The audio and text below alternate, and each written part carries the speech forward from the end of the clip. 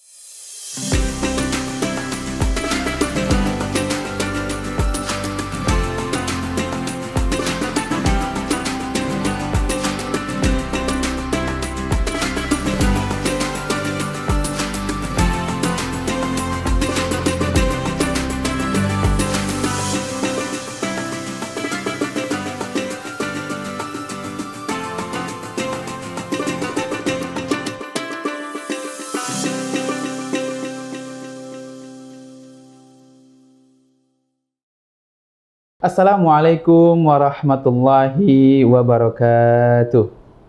Alhamdulillah wassalatu wassalamu ala Rasulillah wa ala alihi wa ashabihi wa mawala amma ba'd. Allahumma alimna ma yanfa'una wanfa'na bima 'allamtana wa zidna ilma. Rabbana zidna ilma warzuqna fahman. Amin ya rabbal alamin. Pemirsa jamaah Masjid Alumni IPB dan jamaah Kalam TV, selamat datang kembali di acara kami, yaitu kajian syuruk spesial Ramadan, yang dimana kajian ini akan selalu tayang pada waktu syuruk di bulan Ramadan. Dan di program ini kita menawarkan banyak sekali kajian-kajian keislaman seperti ekonomi syariah, fiqh, sirah nabawiyah, dan yang sebagainya. Dan alhamdulillah pada kesempatan kali ini kita kembali kedatangan tamu spesial kita, seorang direktur Baitul Mal Masjid Alumni IPB yang bernama Kohli. Masya Allah, kita sapa dulu Pak Pemirsa ya. Assalamualaikum Kohli. Waalaikumsalam warahmatullahi wabarakatuh. Masya Allah, bagaimana kabar Koh? Alhamdulillah ya. Bang Takwa. Sehat. Alhamdulillah. Baik pemirsa, pada kali ini kita mempunyai tema yang menarik nih. Berkaitan tentang masjid sebagai pusat pembangunan ekonomi syariah. Wah, nah ini pas saya dengar tema ini muncul satu pertanyaan di saya. Ya, kenapa harus masjid? Ya, kenapa kok kayak bukan bank atau mungkin lembaga yang lain? Kenapa harus masjid?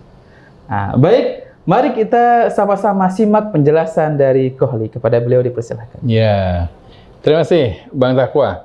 Jadi kenapa masjid? Ya. Kenapa masjid? Nah, antum tahu nggak ada berapa jumlah masjid di kita?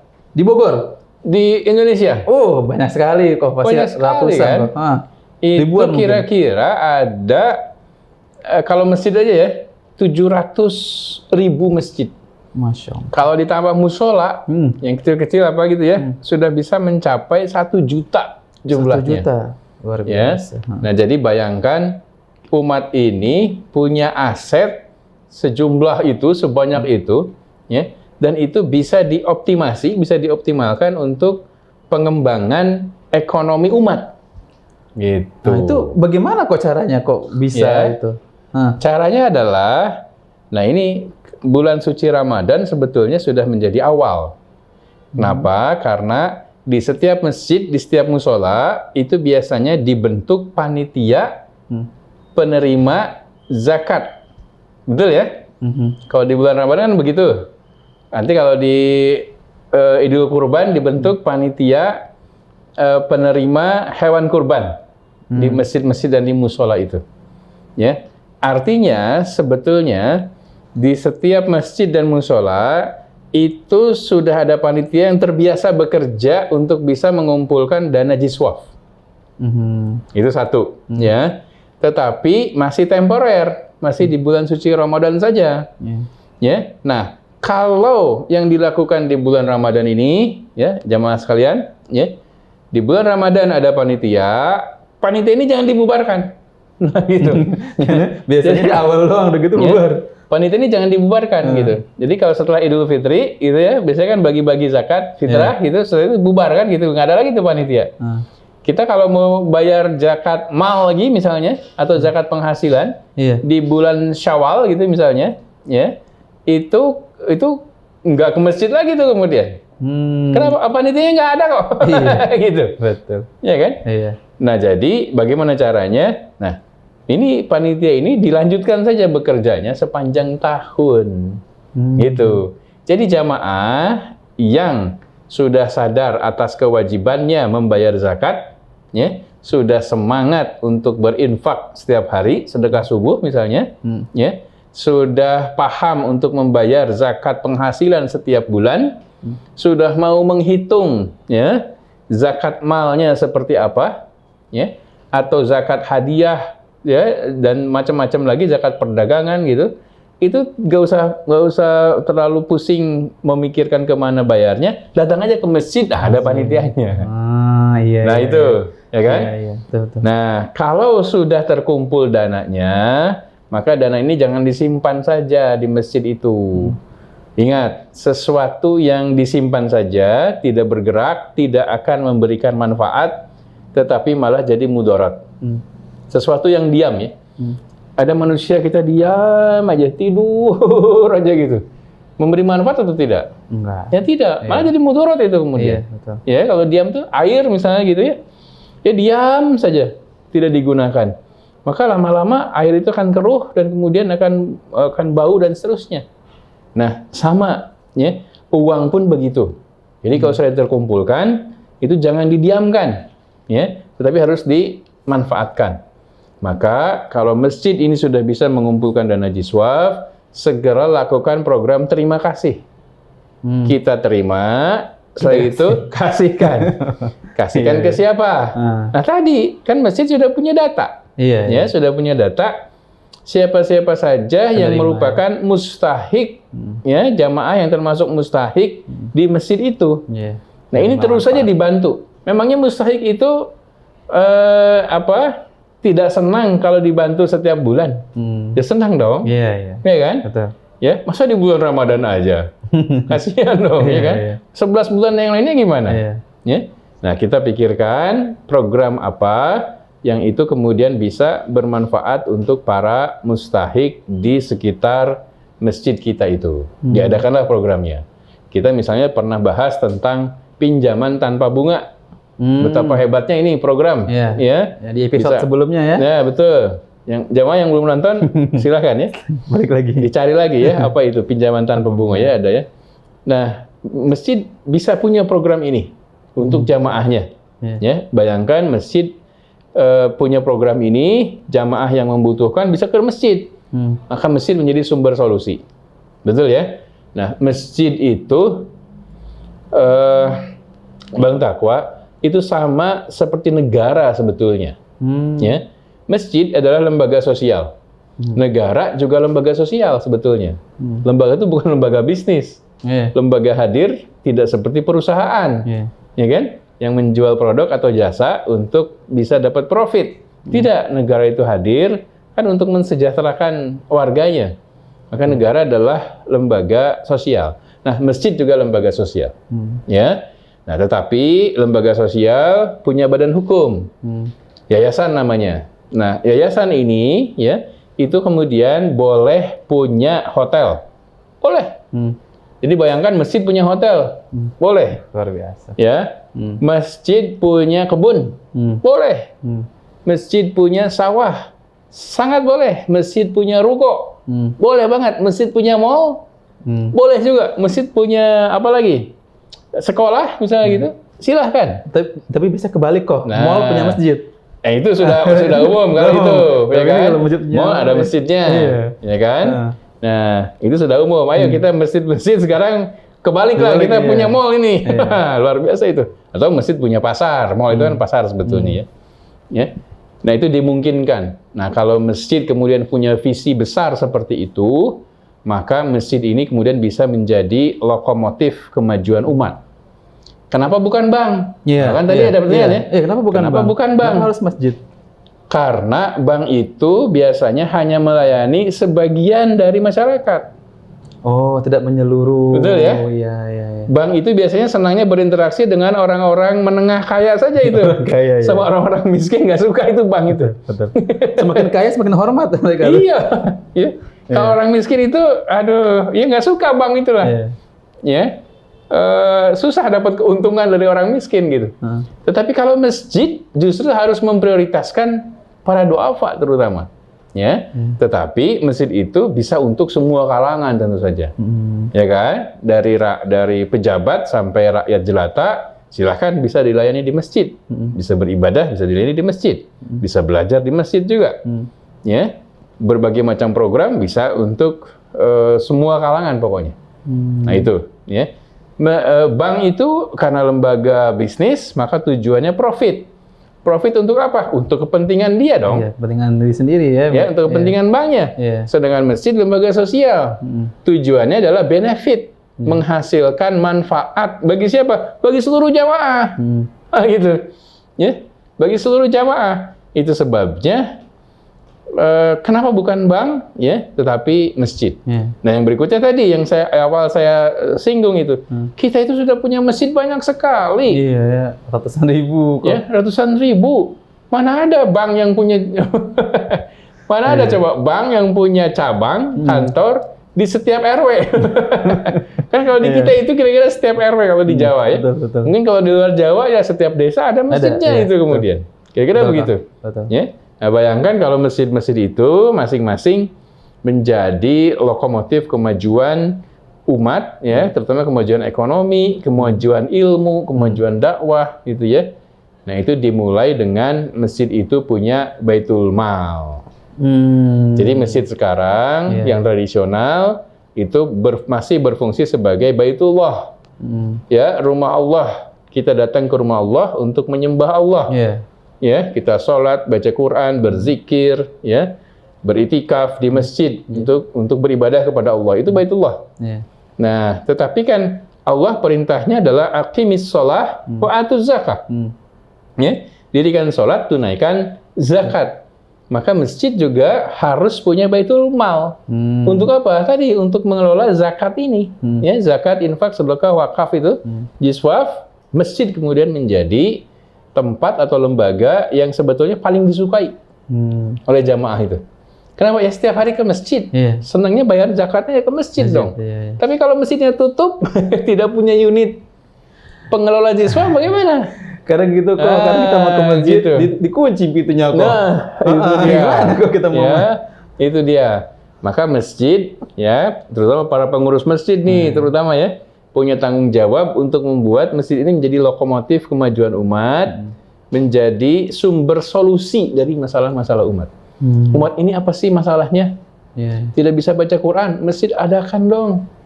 Ya kan? Pengajian pendidikan Al-Qur'an. Lah, nanti gurunya nggak ada yang bayar, Ustadz. Nah ini makanya kumpulkan dana jiswafnya supaya guru baca Quran, guru agama di masjid, guru ngaji di masjid itu mendapatkan gaji, mendapatkan reward yang layak. Jangan sampai mengajarkan kalamullah gitu, tetapi dia kesulitan, tapi dia dalam keadaan lapar kan. Aduh, itu sayang sekali gitu kemudian. Ya, mengajarkan ilmu-ilmu Allah. Tentu saja harus kita hargai para guru-guru kita itu. Bagaimana caranya? Kalau dana jiswafnya terkumpul, ya mudah sekali memberikan reward, ya kompensasi kepada para guru-guru kita itu dengan layak. Nah, yang berikutnya, ketika berbagai program di masjid ini kemudian diumumkan ke jamaah, ya diumumkan dalam arti jamaah kita punya program santunan duafa. Silakan yang mau berpartisipasi, ini kotak infaknya ada sendiri nih khusus untuk santunan duafa. Ya, setelah itu kemudian diadakanlah santunan duafa, kita foto, kita video, kita share lewat grup WA jamaah, misalnya gitu. Ya, kita tempel juga di mading di masjid sehingga kemudian jamaah melihat, oh iya, saya menyumbang untuk santunan duafa, beneran ada nih santunannya. Bukan cuman beritanya doang. Real, ini ada nih real, ya. Dan ternyata yang menerima juga tetangga saya. Ya. Oh, makanya tetangga saya kok sekarang jadi berhenti minta bantuan ke saya, rupanya dibantu masjid. Maka saya bantu masjid aja lah, gitu kemudian. Itu manfaatnya, itu yang disebut dengan berkah kan. Ya, kebaikan yang menghasilkan kebaikan-kebaikan berikutnya kemudian. Ya, dilaporkan ke jamaah itu, dapat dananya berapa, untuk programnya berapa, berapa orang yang menerima manfaatnya. Ya, jadi sumber solusi. Ada misalnya jamaah yang kesulitan, ini anaknya pinter tapi sekolahnya kesulitan dana, datang ke masjid. Ya, masjid karena punya dana, ayo dapat beasiswa lah dari masjid. Masya Allah. Gitu. Beasiswa masjid ya, wah itu jarang sekali kok. Beasiswa masjid itu, belum ada ya? Jarang. Di masjid alumni ada itu. Masya Allah, pemirsa luar biasa. Masjid alumni ada. Ya, nah jadi kalau masjid sudah begitu, ya, maka masjid itu tadi selain menjadi lokomotif, juga menjadi sumber solusi. Nah, solusinya juga, lokomotifnya juga tidak kaleng-kaleng. Ya. Ketika nanti dananya, kan kalau sudah dipercaya oleh warga, oleh jamaah, senang itu berinfak ke masjid itu. Ya, dimungkinkan itu. Masjid Jogokarian di Jogja punya hotel. Punya berbagai bisnis. Ya, kenapa? Karena tadi transparan. Ya, uangnya jamaah itu betul-betul bermanfaat untuk jamaah kembali. Gitu. Bukan bermanfaat untuk didengar saja saldonya. Kan kalau Jumatan diumumkan ya, saldo masjid. Wah, alhamdulillah jamaah sekalian, masjid kita punya 80 juta. Ya, itu sih seneng dengarnya aja gitu jamaah, tapi tidak merasakan 80 juta itu. Alokasinya nih kemana aja? Alokasinya kemana aja? Ya, tadi kalau dipakai santunan duafa, beasiswa anak yatim, ya, pinjaman tanpa bunga. Wah, ini masjid kita luar biasa ini masjid Margo, tapi ini ya punya program yang luar biasa gitu kemudian. Ya. Nah, ini kemudian menjadi sebuah konsep ya untuk tadi memberdayakan yang 700-an ribu masjid itu. Ya. Nah, insya Allah kita termasuk ke dalam golongan orang-orang yang memakmurkan masjid. Masya Allah. Ya, gitu. Terakhir nih, Koh. Oh, ini terakhir nih? Ini lagi enak ini. Harusnya ada 100 pertanyaan ini. Oh, Masya Allah. Karena waktu Koh ya. Siap. Oke. Bagaimana cara menumbuhkan awareness atau kesadaran masyarakat nih terhadap masjid? Kadang ada, saya pernah nemu satu komplek itu, tapi sepi masjidnya. Bagus tapi sepi masjid. Masjidnya bagus megah, ya? Megah, tapi pas pas datang waktu sholat, yang sholat cuma 3 orang, 4 orang, sangat sayang. Betul. Dan mungkin marbotnya cuma 1 orang mungkin yang ngurus itu. Nah, jadi bagaimana nih kok nih solusi atau tips nih biar menumbuhkan awareness masyarakat agar bisa menjadikan masjid itu sebagai pusat pengembangan ekonomi syariah. Baik. Setiap masjid pasti ada pengurusnya. Betul ya? Betul. Nah, masjid itu biasanya wakaf ya, para wakif ini kemudian menunjuk pengurus lah, nazirnya atau apa gitu untuk menjadi pengurus masjid. Nah, ini pesan untuk pengurus masjid. Maka tadi kalau pertanyaannya bagaimana supaya jamaah bisa lebih cinta masjid lah gitu ya, maka harus dimulai dari pengurus yang paham akan tugas dan tanggung jawabnya. Jadi pengurus masjid itu bukan hanya sekedar menyiapkan fasilitas Baitullah tadi, bukan hanya sekedar menyiapkan fasilitas untuk jamaah bisa beribadah, tetapi juga harus menjadi baitul dakwah, rumah dakwah. Dakwah itu artinya mengajak. Ya, sudahkah para pengurus masjid mengajak para jamaahnya? Ini nih. Sudahkah para pengurus masjid sebelum ke masjid itu ketok dulu rumah tetangga? Gitu ya. Pak Ahmad, jarang gitu kok kayak Pak Ahmad, Pak Budi, gitu ya. Ya Pak, ayo kita sholat jamaah ke masjid yuk sama-sama saya. Gitu. Masa kalau setiap hari diajak nggak ikut juga? Pastilah ada. Ya kadang-kala dikasih kue lah, masjid bikinlah kue gitu ya, kue bolu apa semua. Kue bolu itu kemudian disampaikan ke para jamaah masjid. Setelah dikasih kue, kemudian kita sholat ke masjid yuk Pak. Kalau ini jangan sholat subuh lah, sholat subuh masih ngantuk, sholat maghrib aja, misalnya gitu. Kita sholat maghrib yuk masjid gitu. Ya, kalau sudah dikasih hadiah mungkin ya siap lah gitu. Meskipun berat gitu ya, diajak gitu. Ya, memang sudah ada azan, tapi kan banyak jamaah itu ketika dengar azan itu diam aja itu kemudian masih tetap nonton video aja di handphonenya. Kan gitu. Karena masih nongkrong depan rumah, padahal dekat masjid itu. Ya. Atau ketika diajak ke masjid, duluan aja, gitu kan, itu aja itu. Maka harus ada extra effort, ya, ada usaha tambahan untuk membuat jamaah ini sadar, ya, bahwa masjid ini penting untuk kita bisa tadi kalau beribadah di masjid, sholat berjamaah kan 27 derajat dibandingkan sholat munfarid sendirian di rumah, gitu ya. Yang berikutnya, kalau masjidnya menarik, jamaah juga mau datang, gitu. Ya. Setelah sholat maghrib, ternyata ada kopi, ada singkong rebus ya di masjid kita ini, gitu. Luar biasa ya. Kan murah aja itu, ya kopi singkong rebus gitu ya. Kita ngopi-ngopi lah ke masjid yuk, gitu. Meskipun awalnya ya niatnya sih, ya daripada inilah iseng-iseng, udahlah gue ke masjid lah. Ada kopi, ada singkong, gitu, ada gorengan, udah nggak apa-apa lah. Jadi niatnya hanya untuk dapat makan gitu saja. Ya nggak apa-apa, ya nggak apa-apa. Itu sebagai langkah awal gitu. Setelah di masjid, kita kemudian selamat datang Pak, silakan gitu. Ya, tertariklah dengan para pengurus masjid yang senyum, ramah, gitu, menyenangkan, ngajak ngobrol, ngewongke itu disebutnya. Ya, mengorangkan, ngewongke, mengajak jamaah itu seperti teman gitu kemudian. Itu bahasa apa? Ya, ngewongke itu bahasa Jawa. Oh, Jawa. Wong itu orang, ngewongke jadi mengorangkan. Ya. Nah, kalau sudah bisa begitu, ya, maka insya Allah, ya, masjid yang tadinya kosong, mau megah, mau sederhana, mau butut masjidnya, kalau pengurusnya, yang penting pengurusnya ini sebetulnya, ya. Kalau pengurusnya sudah sadar, punya usaha untuk mengajak berdakwah, ya, para jamaah untuk datang ke masjid, insya Allah makin banyak jamaah yang datang ke masjid. Ya, dengan demikian ada 5 fungsi masjid, Bang Takwa ya. Tadi yang kita sudah bahas, Baitullah, tempat kita beribadah kepada Allah, ya.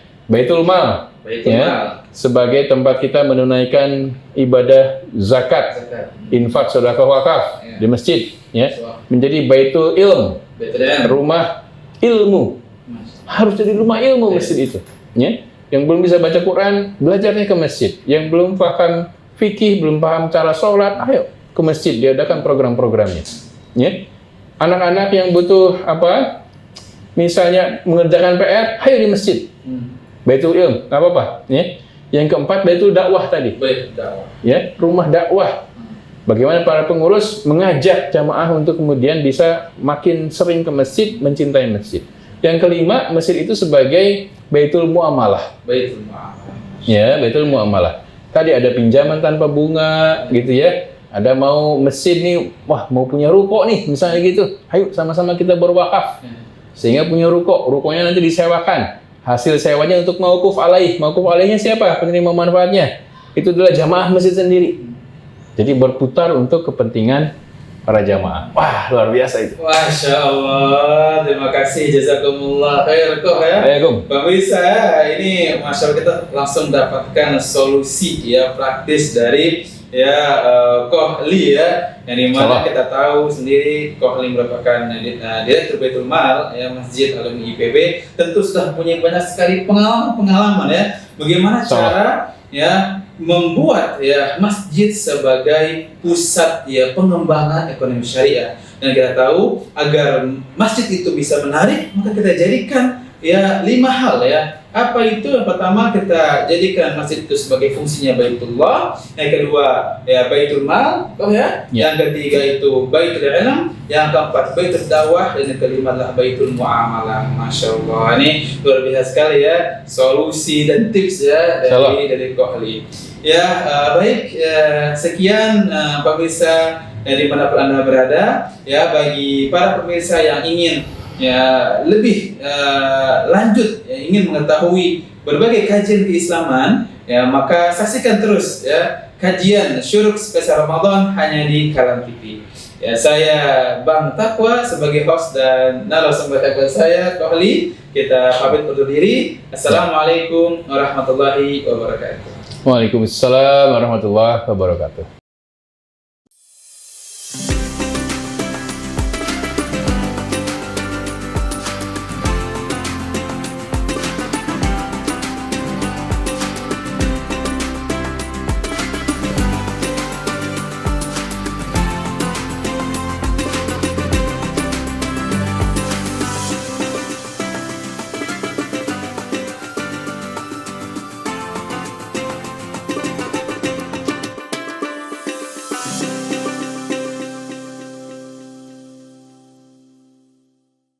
Assalamualaikum warahmatullahi wabarakatuh.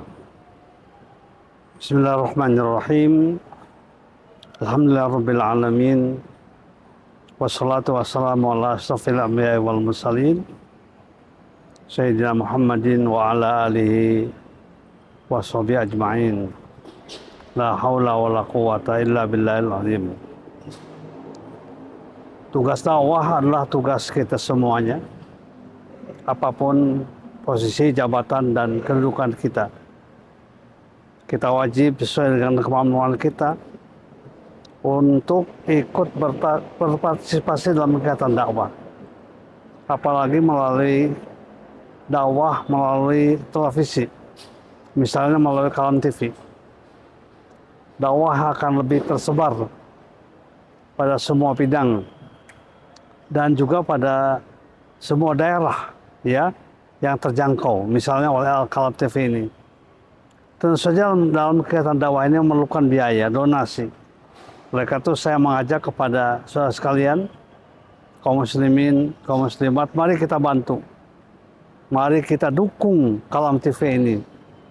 Dan saya mengajak kepada jamaah sekalian untuk ikut berpartisipasi aktif, apalagi dalam bulan suci Ramadan ini, untuk memberikan bantuan donasinya, dananya, infaknya. Mudah-mudahan semuanya akan berakibat positif dan baik bagi kegiatan dakwah kita. Amin ya rabbal alamin. Walhamdulillahirabbil alamin. Assalamualaikum warahmatullahi wabarakatuh.